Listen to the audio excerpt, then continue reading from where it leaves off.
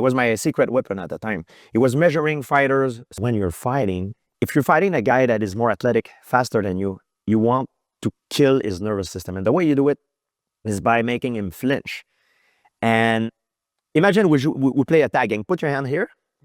And every time I'm going to try it, I'm going to move, you try to take your hands off, okay? Well, you're going to kick my hand on that. Yeah. But Yeah. Look now what I'm going to do. We'll do again. Yep. Go ahead. Yep. By making you flinch, you fatigue my nervous system. Your nervous system is like a muscle. It is going to fatigue. The more I fatigue you, the more I will lower your reaction time and your reset time. So I had a scientist that worked with us. It was my secret weapon at the time. It was measuring fighters' speed and reaction time by frame. It was measuring the frame of their reaction. And I fought one time a man called the Prodigy, BJ Penn. The first time I fought him, I didn't add that guy that works with us.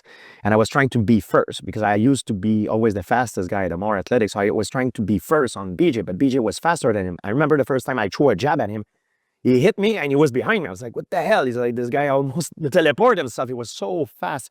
When he was in his prime, it was a nightmare. I ended up winning very small margin. And then I had a rematch with him. But when I had a rematch, I had that scientist that worked with us. And he gave me that information that BJ Penn has the fastest reaction time of all the entire UFC roster. And I was like, man, how can I beat him? He's like, you need to kill his reaction time. How do I do that? He's like, make him flinch, fake. Like make him react to things that are not true because you're gonna lower his reaction time.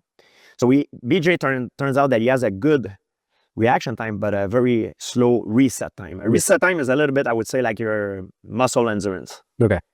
And the reaction time is like your reaction, like your muscle explosion, you know? So he was very fast to react, but it didn't take long that it sort of go very high. It's always high, so then when it does come down, exactly. The delta is, yeah. That's why when you watch his fight, when things goes well, and right off the bat, in the beginning of the fight, nobody can match his speed. And in his prime, it was a freaking nightmare. The most skilled fighter I have ever fought. He was unbelievable.